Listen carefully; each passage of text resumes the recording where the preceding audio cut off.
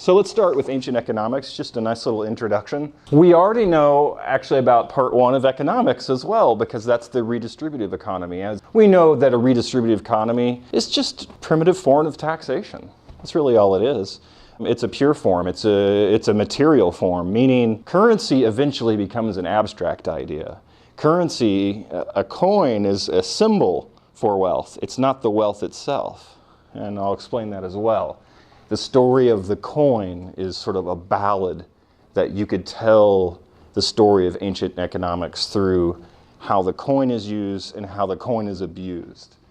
So with a redistributive economy, we're just pulling goods and kind of like services too, really, into the center. So the center is controlling it. We know all about this. We actually know about the archaeology they used to, they were basically, inside the king's palace.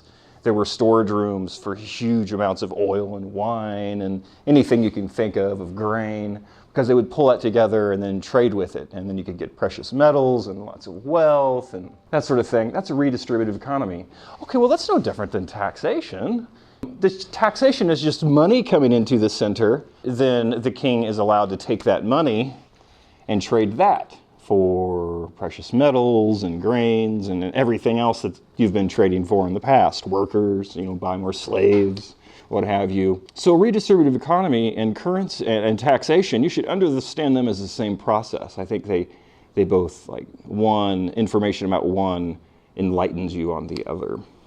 Early on, when currency first begins, the coins that first come out are really just convenient ways to conventionalize metal.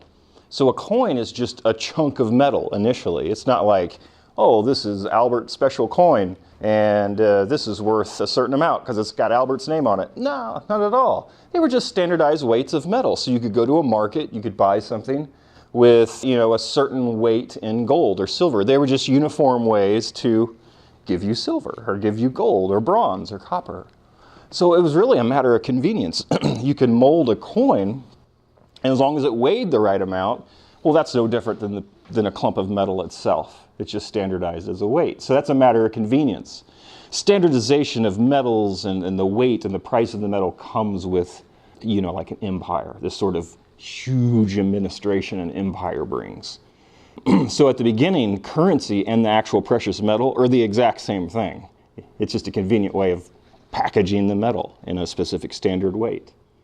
And so as we go on, the coin, as currency is spread, as more and more people are using coins, so in other words, this coin is not being used just in, say, Lydia, where often people say the coin came from in the ancient world, the Lydians. It's now, when you get to a state when sort of all these powers around you have currency, and you have city-states popping up after, say, around Greek reemergence, you actually get a high enough population and sort of a city-state build up where people can now have coins because they have enough trade built up. They actually have labor that labors for coin and not just for, say, oh, I let you farm my plot of land, I give you a percentage of the grain that you grow, and then you can use that to trade for other stuff that you need. No, people have coins. This is when it gets really complicated. When everyone has coins and it's the norm, this is when coinage can be abused because coinage can be abstracted. So if you have a country, a specific city-state, they would produce their own coins. So we go back to the classical era and we see coins that were created in Attica, and they would have this symbol of Athens, usually an owl or maybe an image of Athena. And so all these different places would mint their own coins. And so the coin eventually became sort of associated with a certain place or a certain power. As soon as you do that, you begin to abstract the idea of a coin. One type of coin can be worth more than another because it carries more prestige in a certain place. So what eventually happens, and we get this in the Roman Empire, is we get the idea of the debasement of coinage. So this is when we actually start to drain the precious metals out of the coin itself. So essentially what happens is when an emperor, say the empire is suffering financially, and the emperor just keeps shelling out money to police the military powers, to keep the military on his side, just like pretty much what was happening later on in the Roman Empire. The way you can make your wealth stretch further is you can start minting coins, whether they're gold or silver or bronze, with less precious metal. So an emperor who begins doing this might take a gold coin and start mixing some bronze in there. And that's the debasement of coinage. You're draining the coin of its own precious metals. And so today, in the modern world, our coins are very much drained of precious metals. They're very abstract. They symbolize, they're like an insurance for wealth. They don't even, like it used to be that in the early United States, that a coin would actually have money, gold, in Fort Knox backing it up. So every coin or bill you would have, you could literally turn it in like a silver certificate and get your silver. It would be backed up by literally a certain amount of silver that was contained somewhere, in a vault. And now it's not like that at all. So you see that slowly, the precious metals slowly disappearing from the idea of currency until there's no precious metal to back it up. There's debt to back it up. And that's what we have in our economy, debt-based economy. We just keep increasing our debt. So back to the story of the Roman emperors. When an emperor debases a coin, that makes their money go further. So they can take a certain amount of the gold out, and they can buy more stuff with it. They can make it look like they're giving the same amount of money to their troops to buy loyalty. But after a few years, the market catches up to it. And so when there's a problem with currency and it's valued higher than what it needs to be, and then the market finally catches up, well, you get an inflation bubble, basically. It's a real basic form of inflation. And so whenever you debase your coinage and drain the metal from it, the market, simply put, when the market reacts to debased coinage, and we talk about inflation, the market simply charges higher prices. So your money becomes worth a lot less. It catches up to the debasement that the emperor imposed on it.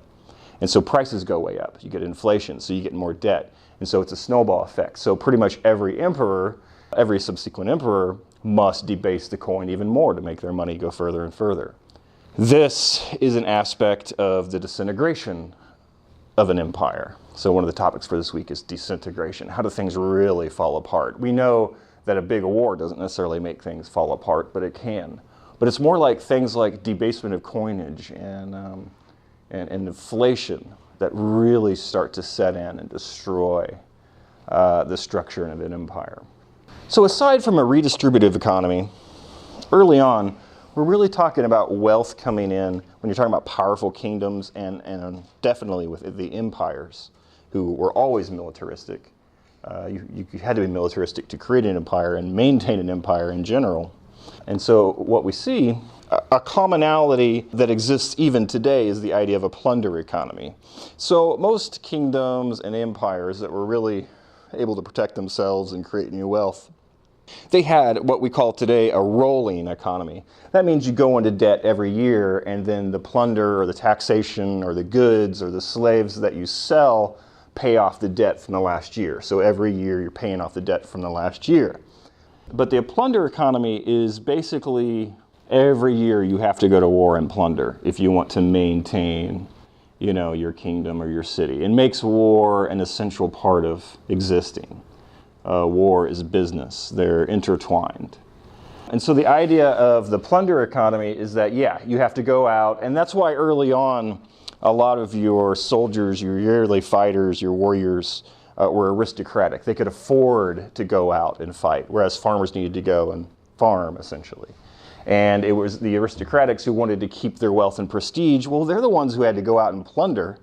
It's not like the aristocrats went and just made war with other aristocrats on a battlefield. They often went into villages and took women and children to sell into slavery and then steal their assets and precious metals and livestock and use, take their land and divide it up into plots, that sort of thing. And so the plunder economy is just an ongoing, predictable, consistent feature of the ancient world.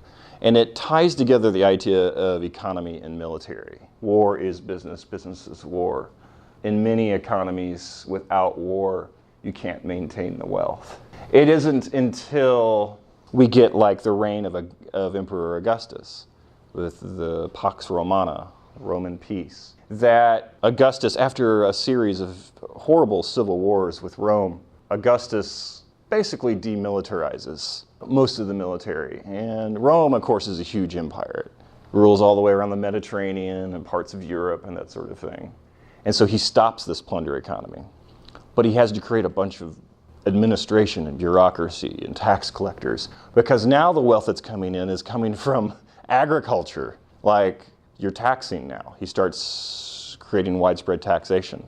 That's the only way with heavy widespread taxation that you're going to be able to replace the wealth that comes in through the plunder economy to maintain an empire. So until you get advanced taxation, you're going to have to go to war every year. And of course, if you combine both of those, then you've really got a great modern war machine. And so modern taxation really begins around the 100 Years' War. This isn't in the ancient world, but with France and England, they have to fund their war because they have a full-time standing army. It takes a lot of money to fund the military. And France, in particular, found a way to sort of move into the era of advanced taxation. So it was a regular codified taxation. So anything you do or sell or have is taxed, and it's regularized. And of course, there has to be a lot of bureaucracy and tax collectors to make this all function. But that's the modern taxation world, you know.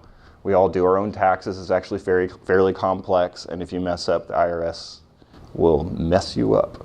And so taxation is just at such a really advanced level right now. And really, you know, if you look at taxation in Western Europe, the United States, taxation is very, very high when it comes to our actual net profit. Very, very, very high. Not to say that that's bad, but it's reached a certain crescendo that marks the modern world. Super high taxation. But not just taxation on land, but taxation on every little thing, like our consumer taxes. It's what makes modern imperialism really work. And it funds armies. So you see that trend from, you have a redistributive economy, and you have a plunder economy, and then eventually you get advanced taxation, and if that advances more and more, then you get to where we are now with the modern economy. And of course, without, you know, advanced capitalism and industry and consumerism, you wouldn't be able to create the world we have today in terms of taxation, and the amount of money we spend just on consumer goods alone is unrivaled. Our consumers that we have in the modern world are much more advanced. You know, you can't touch them. We buy everything. Everything's taxed. So there's sort of a arc that we go from redistributive to plunder to advanced taxation. Precious metal trade routes are very important. So if you have Assyria that is ruling things, they're going to have a bunch of precious metal that's being pumped into their city. And so there's going to be several basically roads and passages and water routes. And along these routes, cities build up, and these cities become wealthy. Even cities that are really far away who happen to control some of the shipping, like they own a bay. You know, like you have Ashkelon in Syria that has a big bay, and so they were always wealthy, and Syria always tried to fund their temples and that sort of thing on the periphery. Well, that's because that's one of the main arteries for trade. So if you want to think of an ancient empire, you can think of the center of the empire, but you have to think a lot of that power has to do with the trade routes that keep that wealth flowing. Without metal, without the precious metal trade routes, you don't have an empire. So I spoke about debasement of coinage and things that can go wrong with the economy to lead to disintegration. It's also these trade routes that are so vital that if they're cut off through consistently having war, then we're going to get a complete collapse of the entire area because it depends on the wealth that's created.